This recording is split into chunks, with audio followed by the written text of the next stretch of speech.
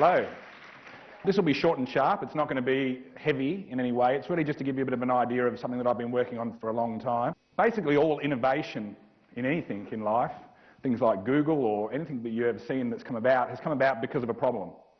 Okay? The problem that Google solved was trying to get relevant information from the billions of web pages which are out there and return it to you, the user. So we're in Destiny, and myself and Margaret have been involved in property investing for a long time, and there's a lot of problems that still exist when you try to invest.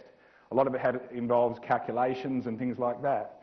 So some of the problems which are around are accessing real-time portfolio information. One thing that you'll find is that trying to know where you are financially in your portfolio once you have even just one property is quite hard to do. You know, if someone came to you and said, you know, what's the return on your property at the moment if you've got one? What's the yield? What's the after-tax cash flow? What's the after-tax yield? And how does that affect your personal cash flow? I don't imagine there's anybody in this room that could tell you. Now, you times that by 4 or 5, because at the end of the day, in order to be a successful property investor, you've got to have a number of properties. So once you start adding multiple properties to that equation, it becomes a bit mind-blowing and a bit mind-bending. So that's a bit of a problem. Lack of time to monitor important factors. Again, everyone's busy. Most people don't invest professionally. You do other things, but you still want to build a property portfolio because this is the thing that's going to allow you to retire or to at least have a better form of retirement when the time comes. So, but along the way, you've got to be able to monitor the factors that go into that. Things like, you know, is my lease expiring? Is my management agreement coming up? All the different things that go into those types of things. So it's very hard to do that.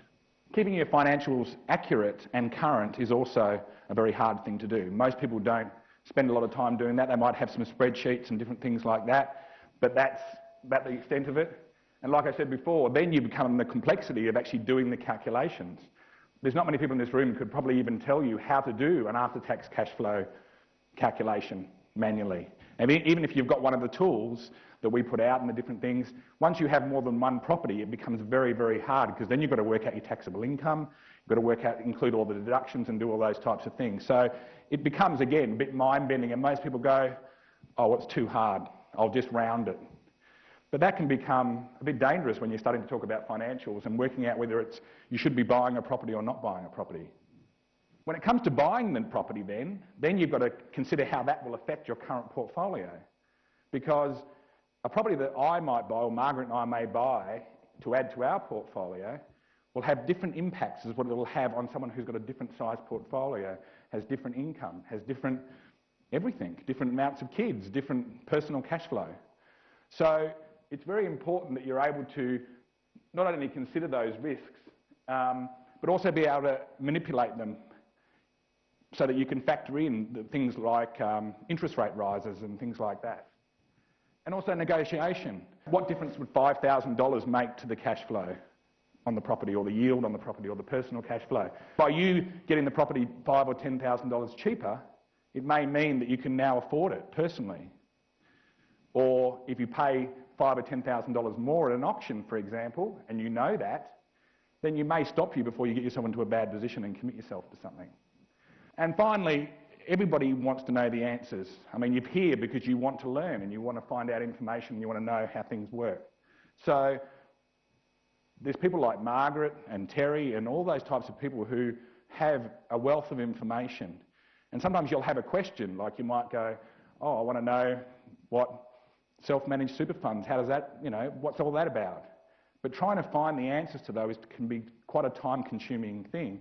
But also sourcing the right people for that information can be hard. So all those things were in my mind quite a number of years ago, and for the last sort of 5 years or so, and particularly in the last few years, I've been working on solutions to all those problems.